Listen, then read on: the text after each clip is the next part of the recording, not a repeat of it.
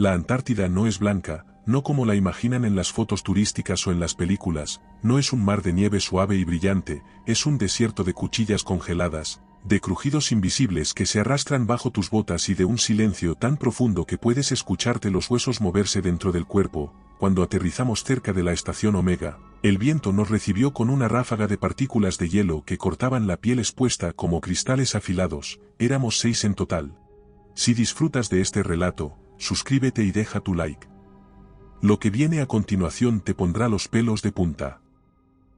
Todos parte del equipo de recuperación de infraestructura crítica de Soldine Systems, una empresa privada que juega con tecnologías que el gobierno ni siquiera reconoce públicamente. Nuestro objetivo era sencillo en el papel: recuperar el núcleo de conversión termoeléctrica que quedó activo tras el cierre repentino de la base hacía 9 meses. Lo que no nos dijeron es por qué se cerró.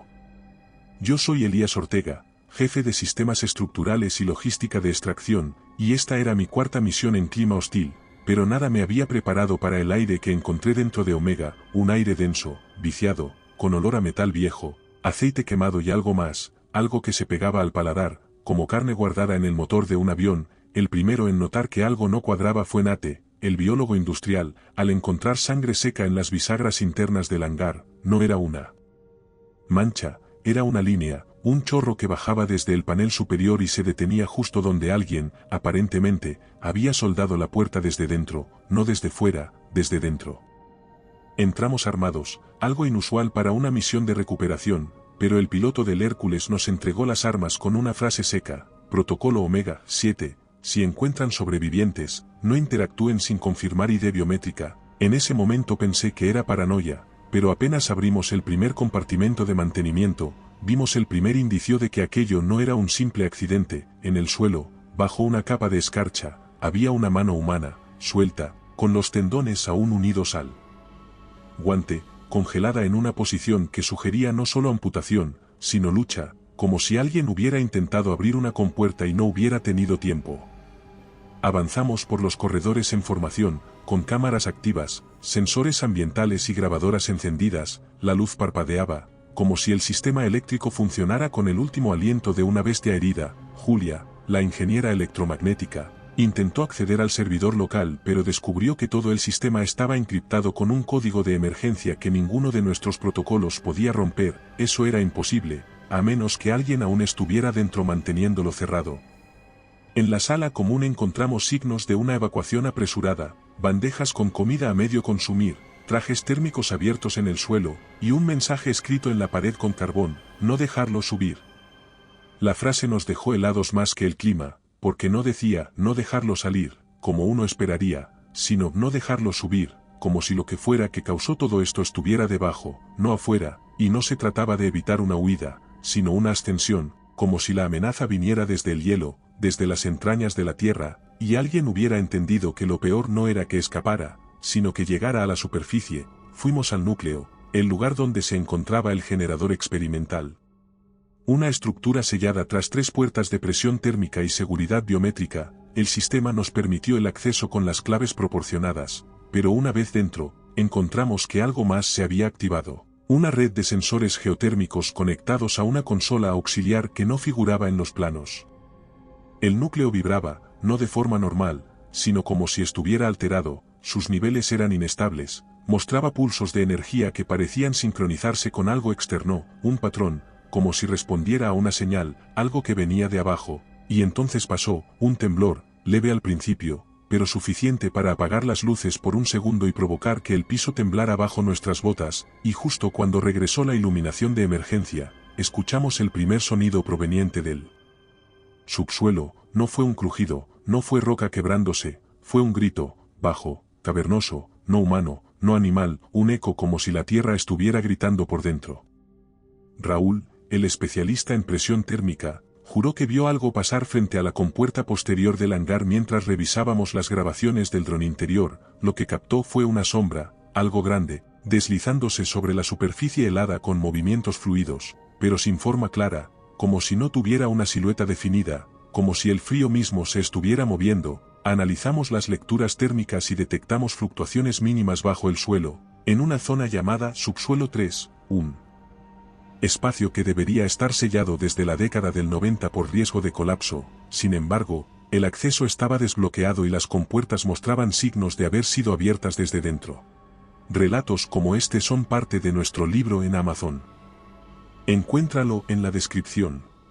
Tomamos la decisión de descender para inspeccionar y recuperar cualquier equipo valioso, pero cuando nos preparábamos, Ethan, el más joven del equipo, desapareció, sin rastro, sin señal. Su radio seguía emitiendo, pero solo estática, y al revisarla, se escuchaba un zumbido irregular, como interferencia modulada, pero con una cadencia que parecía tener ritmo, como una respiración mecánica. Julia intentó seguir su señal pero no duró mucho, porque el sistema entero colapsó con una sobrecarga de datos que congeló todos los terminales, y entonces las puertas del nivel superior se cerraron solas, sellándonos dentro de la base sin posibilidad de contacto exterior. Fue ahí cuando supimos que ya no se trataba de recuperar tecnología, ni siquiera de encontrar sobrevivientes. Estábamos dentro de una estructura viva, de una jaula diseñada para contener algo, y nosotros éramos los nuevos ocupantes. Y algo, debajo del hielo, acababa de despertar.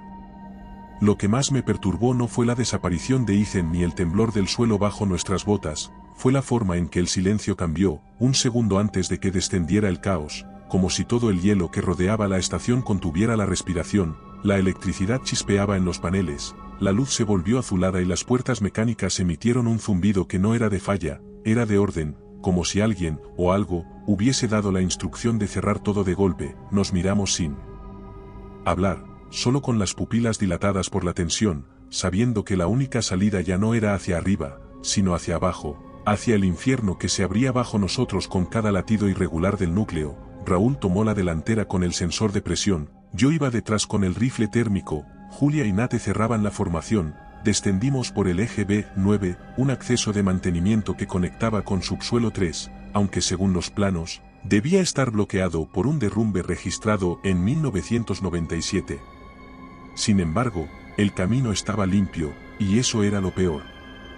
Las paredes de la galería tenían marcas que no eran humanas, ni de herramientas, ni de maquinaria, eran surcos suaves, irregulares, como hechos por contacto prolongado de algo blando pero consistente, como si algo hubiese pasado por allí muchas veces. El aire era distinto, más caliente, más denso, y olía a oxidación, a materia biológica degradada, como una mezcla entre huevo podrido y metal húmedo. Al llegar al primer nivel de subsuelo encontramos una cámara secundaria, usada como depósito de contención térmica, y ahí lo vimos, el cuerpo de Ethan, o mejor dicho, lo que quedaba de él, colgado de pies, sin equipo, sin ropa, la piel desgarrada en líneas simétricas, como si alguien lo hubiese abierto con precisión quirúrgica desde el pecho hasta las caderas y luego lo hubiera abandonado como una ofrenda, pero no había sangre, no había rastro de lucha, y su rostro aún tenía los ojos abiertos, congelados en una expresión de vacío absoluto.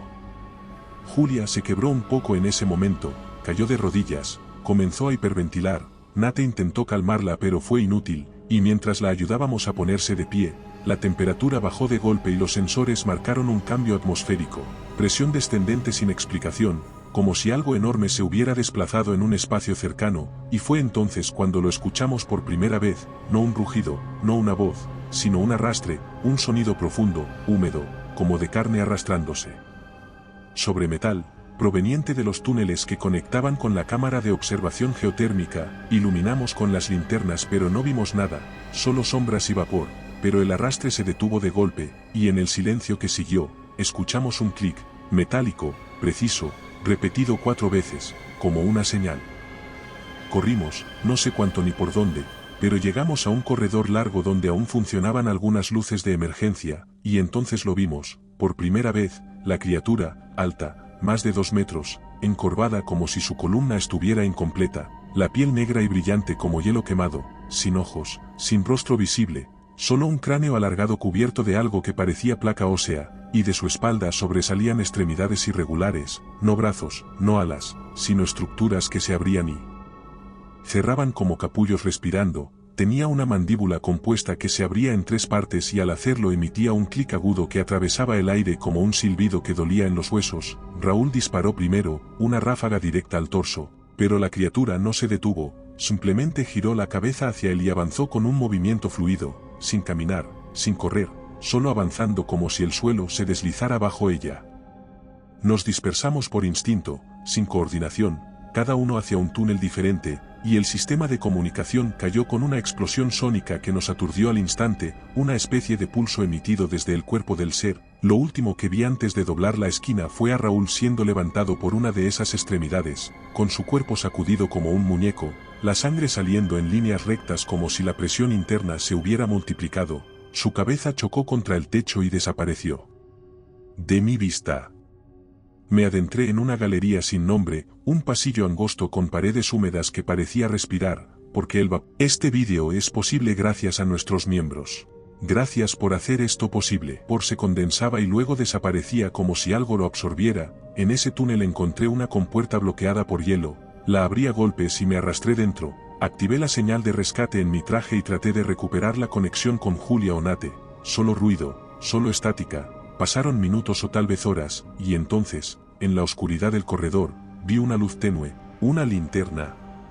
Era Nate, caminando lento, con la ropa rota y sangre en la cara, pero con los ojos abiertos, sin expresión. Lo llamé, pero no respondió, solo murmuró algo que no entendí, hasta que se acercó más y lo vi bien. No era Nate, no del todo. Su piel estaba abierta en algunos puntos, de donde salían fibras oscuras, como venas que no deberían estar ahí, y sus movimientos eran mecánicos, como si fuera conducido desde dentro. Levantó la cabeza y sus pupilas eran negras por completo, sin iris, sin emoción. Lo esquivé por instinto, lancé una bengala de fósforo que usábamos para marcar puntos de extracción y corrí como no lo hacía desde que era niño, por pasillos que se cerraban y se abrían como si el hielo tuviera voluntad, hasta llegar a una cámara profunda que no aparecía en ningún plano, una cavidad perfectamente esférica con paredes negras cubiertas de una sustancia que parecía carbón mezclado con carne. En el centro había un esqueleto gigante, no humano, no animal, con una caja torácica del tamaño de un coche y cráneos pequeños adheridos a sus costillas, como parásitos, y en el suelo, envuelto en una capa de biocongelante natural, el equipo anterior, 3 cuerpos completos, aún con sus trajes, todos abiertos igual que Ethan, como si hubieran sido utilizados para algo, y al lado de ellos, una consola antigua conectada a un núcleo inestable, el generador, aún pulsando. Fue entonces cuando escuché a Julia, por radio, solo 2 palabras, susurradas, rotas: no estamos solos, y luego gritos, estática, y el clic, ese maldito clic de hueso, otra vez, acercándose. No sé cómo logré volver a subir al nivel 1 sin que esa cosa me partiera en 2 o me arrancara la cara como a Raúl, pero cuando encontré el ascensor de emergencia aún operativo y la compuerta respondió a mi código biométrico, supe que el generador no solo seguía activo, sino que algo estaba interfiriendo a nivel profundo en el sistema, algo inteligente, no solo una criatura salvaje, no un monstruo cualquiera, sino una especie de sistema inmune ancestral, algo que respondía a intrusos con precisión quirúrgica y paciencia letal. Al llegar de nuevo al centro de operaciones encontré a Julia, sentada en el suelo, con la linterna apuntando al techo, el rostro cubierto de polvo y sangre, con los ojos llenos de esa claridad que solo tiene quien ha aceptado que no va a salir vivo. No me dijo nada, me entregó su pulsera de datos y me señaló el servidor, luego me enseñó su pierna, una herida profunda con una sustancia oscura burbujeando bajo la piel, como si algo la estuviera creciendo desde dentro. La subí al escritorio, la aseguré con una correa de sujeción, y ella misma me apuntó a la caja negra del protocolo Omega, un dispositivo sellado que solo puede activarse bajo orden directa o con 2 claves al mismo tiempo. Me dio la suya, me pidió que no dudara, que si no activábamos la secuencia, lo que fuera que estaba bajo el hielo no se quedaría ahí. Me explicó que el generador no era solo un núcleo de energía experimental, era una celda de contención, y los técnicos de la misión anterior no lo habían construido, lo habían encontrado enterrado en la capa de roca. La energía que producía no se generaba, se liberaba, como si drenara un pozo profundo imposible de medir, y cuando trataron de replicarlo en una celda auxiliar, la estructura biológica en el subsuelo despertó y comenzó a expandirse. No hubo accidente, no hubo sabotaje, fue un contacto, y el generador era lo único que lo mantenía atrapado. Cuando el sistema falló, la criatura o las criaturas, porque ya no sabíamos cuántas eran, comenzaron a cazar, no por comida, no por defensa, sino por propagación. Julia me entregó su último mensaje codificado, un paquete de datos comprimido con vídeo, audio y datos ambientales, me ordenó que lo transmitiera a través del canal satelital manual antes de sellar todo con el protocolo 0. Una secuencia de sobrecarga que convertiría el generador en un pulso térmico devastador, capaz de fundir las cámaras inferiores y colapsar los túneles de acceso, pero también que nos mataría a todos. Si te está gustando este relato, suscríbete. Y recuerda que comentando nos ayudas a llegar a más gente, siempre os leemos a todos. Si no sabes qué comentar, siempre puedes poner misterioso en los comentarios. Ve la consola, ingresé la clave, y al hacerlo, una alerta se activó en todos los paneles. Actividad biológica en múltiples puntos de la base. Julia solo sonrió de lado y me dijo que ya estaban arriba, que el hielo ya no los contenía. Me di cuenta entonces de que nunca habíamos tenido la ventaja, solo tiempo, y que ese tiempo se acababa. Salí corriendo hacia la plataforma del hangar principal, el único punto donde aún podía lanzar una señal directa al satélite de control externo. El pasillo estaba cubierto de neblina, no por frío, sino por vapor orgánico, denso, caliente, que olía a órganos recién abiertos. El sonido del metal retorcido me persiguió todo el camino, y detrás de mí escuché los clics, muchos, rápidos, irregulares, no uno, decenas, como una colonia avanzando.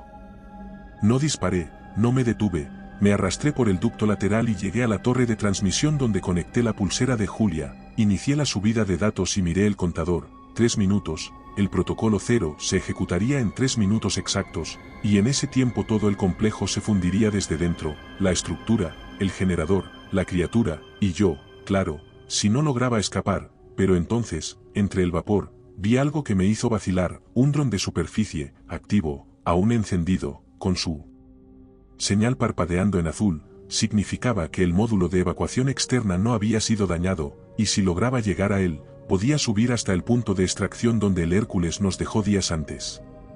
Corrí, mis piernas eran madera, mis pulmones cristal, cada paso era un cuchillo en las costillas, pero llegué al módulo, forcé la entrada con el código universal de emergencia, y al cerrar la compuerta, escuché como algo se estrellaba contra el casco exterior, una presión violenta, como si un cuerpo grande se lanzara contra la estructura para entrar. La vibración me atravesó el cráneo, pero el módulo respondió, se activó, y los propulsores me elevaron entre la ventisca, alejándome del infierno.